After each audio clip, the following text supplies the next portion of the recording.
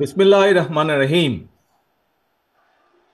আন্তর্জাতিক শ্রমিক দিবস উপলক্ষে বাংলাদেশ জাতীয়তাবাদী শ্রমিক দল আয়োজিত আজকের এই জনসভার সম্মানিত সভাপতি, মঞ্চে উপস্থিত বাংলাদেশ জাতীয়তাবাদী দলের সম্মানিত মহাসচিব জনাব মির্জা ফখরুল ইসলাম আলমগীর সহ উপস্থিত সম্মানিত স্থায়ী কমিটির সদস্যবৃন্দ, মঞ্চে উপস্থিত বিভিন্ন পর্যায়ের নেতৃবৃন্দ, আমার সামনে উপস্থিত প্রিয় ভাই ও বোনেরা, শ্রমিক ভাই ও বোনেরা, আসসালামু আলাইকুম। আন্তর্জাতিক শ্রমিক দিবস উপলক্ষে আমি প্রথমেই বাংলাদেশ সহ সারা বিশ্বের শ্রমজীবী, কর্মজীবী মানুষের প্রতি জানাই একান্ত শুভেচ্ছা এবং ভালোবাসা। 18 কোটির বেশি মানুষের এই বাংলাদেশে বিভিন্ন সেক্টরে সব মিলিয়ে কর্মক্ষম শ্রমজীবী মানুষের সংখ্যা প্রায় 8 কোটি বা তারও কিছু বেশি। প্রিয় ভাই বোনেরা, এর ভেতর নারী শ্রমিকের সংখ্যা প্রায় অর্ধেক। শ্রমজীবী, কর্মজীবী এইসব মানুষেরাই আমাদের এই প্রিয় বাংলাদেশের উন্নয়ন এবং অর্থনীতির প্রাণ।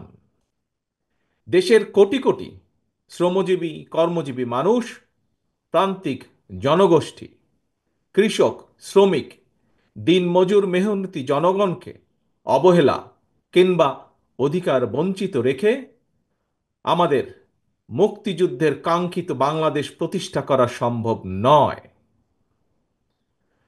শ্রমজীবী, কর্মজীবী প্রিয় ভাই ও বোনেরা, আপনারা যারা আজকের এই সমাবেশে হাজির হয়েছেন, অবশ্যই আপনাদের একটি লক্ষ্য বা উদ্দেশ্য রয়েছে, একটি প্রত্যাশা রয়েছে। কি সেই প্রত্যাশা, কি সেই উদ্দেশ্য? সেটি হলো এমন একটি গণতান্ত্রিক রাষ্ট্র, সরকার, সমাজ ব্যবস্থা, আপনাদের, আমাদের প্রত্যেকের প্রত্যাশা, এমন একটি কর্ম পরিবেশ আপনাদের প্রত্যাশা, যে রাষ্ট্র এবং সমাজ আপনাদের প্রত্যাশা এবং প্রাপ্তি নিশ্চিত করবে। মাথার ঘাম পায়ে ফেলে উৎপাদন, উপার্জন করার পর আপনারা শ্রমের ন্যায্য মূল্য পাবেন। রাষ্ট্র ও সমাজে আপনাদের অধিকার এবং মর্যাদা নিশ্চিত থাকবে। এমন একটি গণতান্ত্রিক রাষ্ট্র, সরকার, সমাজ ব্যবস্থায় আপনাদের সহ আমাদের সকলের প্রত্যাশা। এমন একটি বাংলাদেশ প্রতিষ্ঠিত হলে আপনারা ভালো থাকবেন, আপনাদের পরিবার ভালো থাকবে, বাংলাদেশ ভালো থাকবে। আপনারা ভালো থাকলে দেশ ভালো থাকবে। দেশ এবং জনগণ ভালো থাকলে, দেশে জনগণের অধিকার প্রতিষ্ঠিত থাকলে কেউ বাংলাদেশকে তাবেদার রাষ্ট্রে পরিণত করতে পারবে না। সুতরাং দেশে জনগণের অধিকার প্রতিষ্ঠিত থাকা না থাকার সঙ্গে, জনগণের ভালো থাকা না থাকার সঙ্গে কিন্তু দেশের স্বাধীনতা, সার্বভৌমত্বের সরাসরি সম্পর্ক রয়েছে।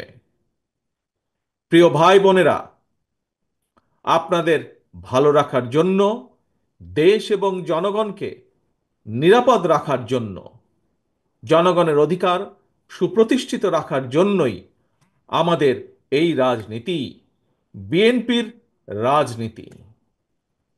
আমাদের সকলের প্রিয় দল বিএনপির প্রতিষ্ঠাতা, বাংলাদেশের স্বাধীনতার ঘোষক শহীদ রাষ্ট্রপতি জিয়াউর রহমানের একটি কথা এই ক্ষেত্রে আমি স্মরণ করতে পারি। শহীদ জিয়া বলেছিলেন, আমাদের রাজনৈতিক দর্শন হলো জনগণের কল্যাণে কাজ করা। প্রিয় ভাই বোনেরা, জনগণের রায় বিএনপি অনেকবার রাষ্ট্র পরিচালনার দায়িত্ব পালনের সুযোগ পেয়েছে। বিএনপি সরকার প্রতিবারই মানুষের অধিকারের প্রতি সম্মান রেখে জনগণের কল্যাণে আন্তরিকভাবে দায়িত্ব পালনের চেষ্টা করেছে। এ কারণেই কিন্তু বিএনপির নেতাকর্মীদেরকে কখনোই দেশ ছেড়ে পালিয়ে যেতে হয়নি। প্রিয় ভাই ও বোনেরা, গত দেড় দশকে স্বাধীন বাংলাদেশকে পরাধীনতার শৃঙ্খলে আবদ্ধ করে ফেলা হয়েছিল। দুর্নীতি, দুঃশাসন চালিয়ে পলাতক স্বৈরাচার জনগণের স্বাধীনভাবে বাঁচার অধিকার, ভোটের অধিকারকে কেড়ে নিয়েছিল, জনগণকে করেছিল ক্ষমতাহীন। হাজারো শহীদের রক্তের বিনিময়, বীর জনতার গণ অভ্যুত্থানে 5ই আগস্ট ফ্যাসিবাদের পতন ঘটেছে। কিন্তু ফ্যাসিবাদের পতন হলেও আজও জনগণের গণতান্ত্রিক রাজনৈতিক অধিকার এখনো সম্পূর্ণভাবে প্রতিষ্ঠিত হয়নি।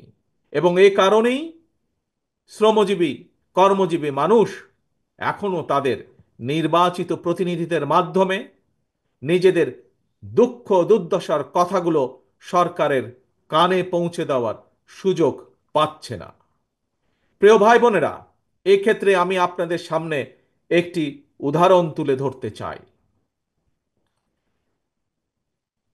আপনাদের নিশ্চয়ই সকলের কম বেশি জানা আছে, এবছর আলু চাষের সঙ্গে যারা জড়িত ছিলেন আপনারা সকলেই কম বেশি জানেন, দেশে কিন্তু এবছর বার্ষিক চাহিদার চেয়েও বেশি আলু উৎপাদিত হয়েছে। আলুর বাম্পার ফলনের কারণে কৃষকের মুখে কিন্তু হাসি ফোটার কথা ছিল। অথচ আলু উৎপাদন করে কৃষক ভাইরা এখন বিপাকে পড়েছে।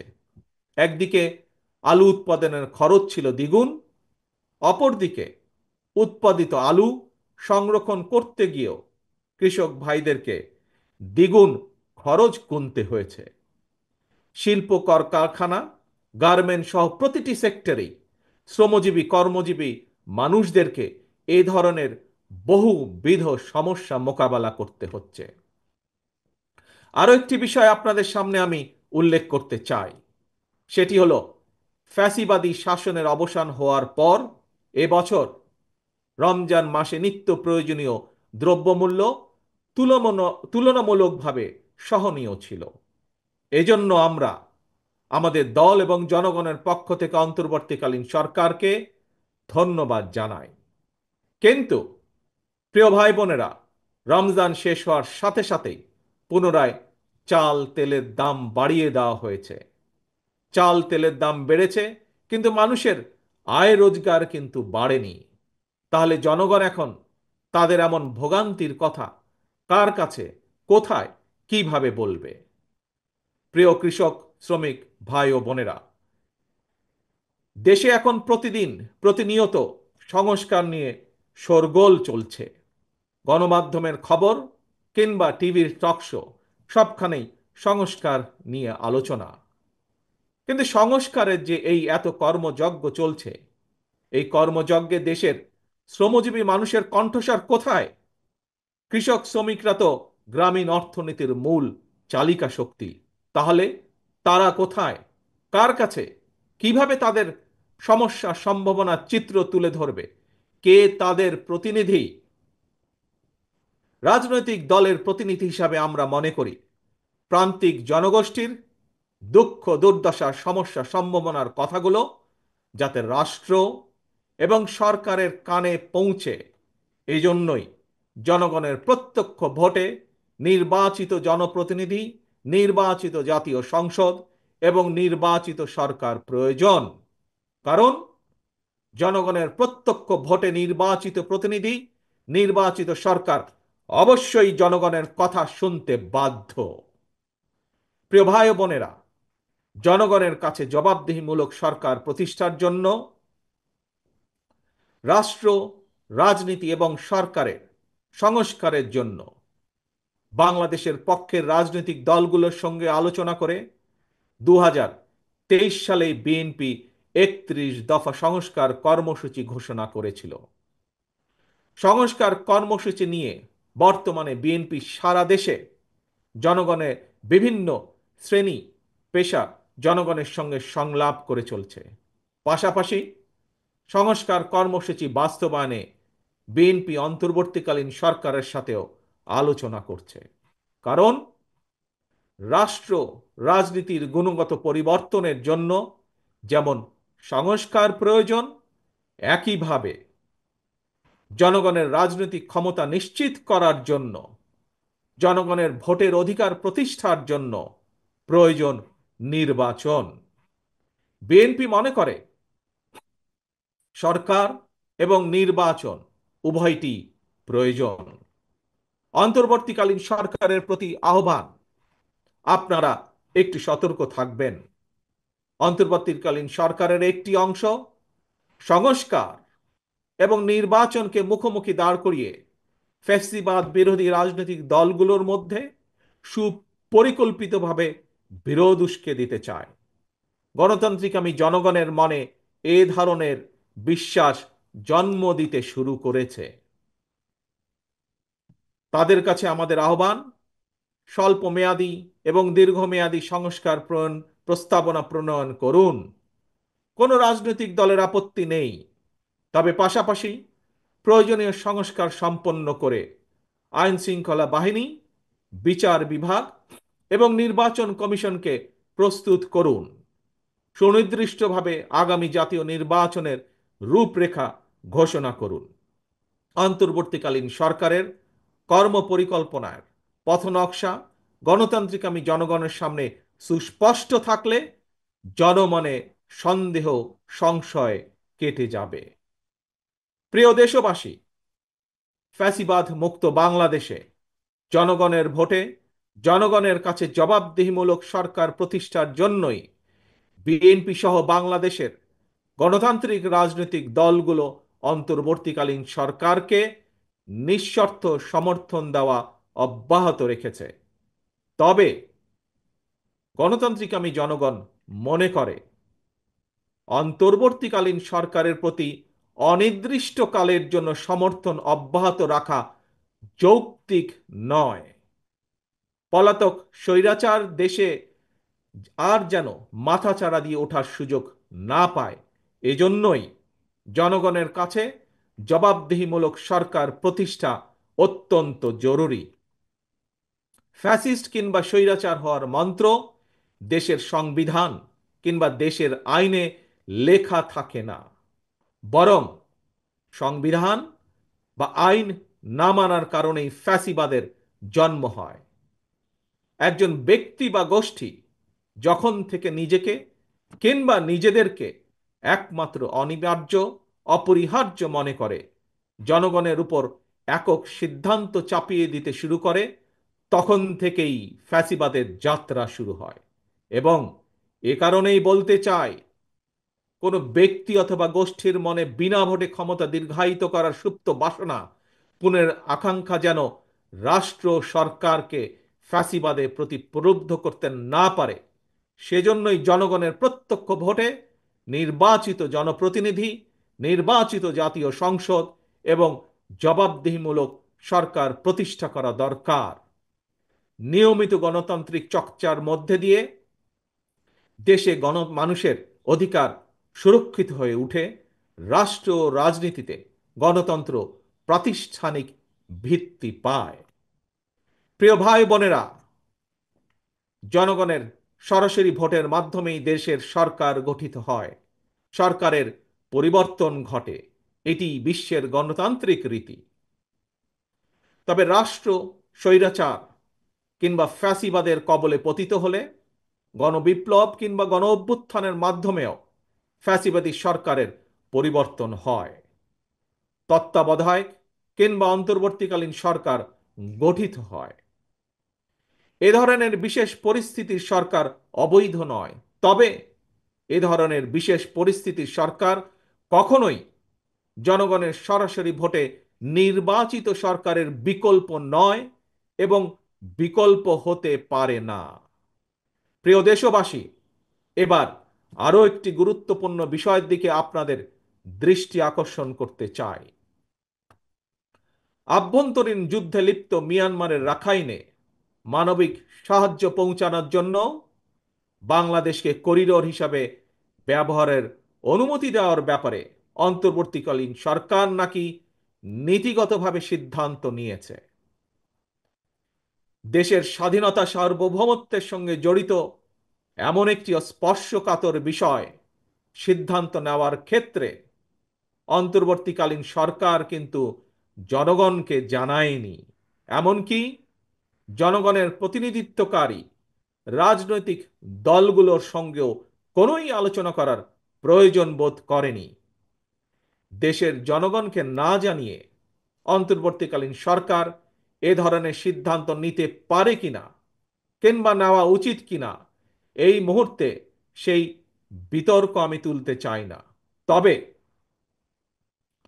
দেশের স্বাধীনতা প্রিয় জনগণের কে মনে করে করিডোর স্বাধীনতা প্রিয় জনগণ মনে করে করিডোর দেওয়া না দেওয়ার বিষয় সিদ্ধান্ত আসতে হবে জনগণের কাছ থেকে। সিদ্ধান্ত আসতে হবে জনগণের প্রত্যক্ষ ভোটে নির্বাচিত জাতীয় সংসদের মাধ্যমে। এই ধরনের পরিস্থিতিতে গণতান্ত্রিক বিশ্বের দেশে দেশে এটাই নিয়ম, এটাই রীতি। আমাদের বক্তব্য স্পষ্ট, বিদেশিদের স্বার্থ রক্ষার স্বার্থে নয়, অন্তর্বর্তীকালীন সরকারকে সবার আগে দেশের জনগণের স্বার্থ নিশ্চিত করতে হবে। কারণ মিয়ানমার, ভারত, পাকিস্তান কিংবা অন্য কোনো দেশ নয়, সবার আগে বাংলাদেশ। এটিই হতে হবে আমাদের, এটিই হতে হবে আমাদের একমাত্র লক্ষ্য। সারা দেশের শ্রমজীবী কর্মজীবী ভাই ও বোনেরা, আমি বিশ্বাস করি, বিএনপি বিশ্বাস করে, তৃণমূলের জনগণের রাজনৈতিক এবং অর্থনৈতিক ক্ষমতায়ন ছাড়া শ্রমজীবী কর্মজীবী মানুষের ভাগ্যের পরিবর্তন সম্ভব নয়। শ্রমজীবী কর্মজীবী মানুষের অধিকার উপেক্ষা করে কোনো রাষ্ট্র এগিয়ে যেতে পারে না। শ্রমজীবী কর্মজীবী মানুষের শ্রম, ঘাম, মেধার উপর নির্ভর করে একটি দেশের উন্নয়ন এবং অর্থনীতির শক্তিশালী ভিত্তি রচিত হয়। প্রিয় দেশবাসী, 1971 সালের অর্জিত মুক্তিযুদ্ধের বাংলাদেশ, 75 সালের 7ই নভেম্বরের আধিপত্যবাদ এবং তাবেদার মুক্ত বাংলাদেশ, 90-এর স্বৈরাচার মুক্ত বাংলাদেশ, 2024-এর 5ই আগস্টের ফ্যাসিবাদ মুক্ত বাংলাদেশ। দেশের ইতিহাসের প্রতিটি বাঁকে জনগণের একটি সুমহান আকাঙ্ক্ষা। কি সেটি? সেটি হচ্ছে একটি বৈষম্যহীন, নিরাপদ, মানবিক, গণতান্ত্রিক বাংলাদেশ বিনির্মাণ। আজকের এই বিশেষ দিনে দেশের কৃষক, শ্রমিক, মেহনতি মানুষ দল, মত, ধর্ম, বর্ণ নির্বিশেষে দেশের গণতন্ত্র প্রিয় জনগণের প্রতি আহ্বান, কোনো উস্কানি কিংবা অপপ্রচারে বিভ্রান্ত হবেন না। 71-এর মুক্তিযুদ্ধ থেকে আজ পর্যন্ত সকল শহীদদের কাঙ্ক্ষিত বাংলাদেশ প্রতিষ্ঠার জন্য আসুন আমরা ঐক্যবদ্ধ হই, ঐক্যবদ্ধ থাকি। কারণ অনৈক্য সুযোগ নিয়ে পরাজিত পলাতক অপশক্তি যাতে আর পুনর্বাসিত হবার সুযোগ না পায়, এই ব্যাপারে সতর্ক এবং সজাগ থাকার আহ্বান জানিয়ে কৃষক, শ্রমিক, মেহনতি মানুষ, গণতন্ত্রী কামী জনগণের সাফল্য কামনা করে আমার বক্তব্য শেষ করছি। আল্লাহ হাফেজ। বাংলাদেশ জিন্দাবাদ। বাংলাদেশ জাতীয়তাবাদী দল জিন্দাবাদ।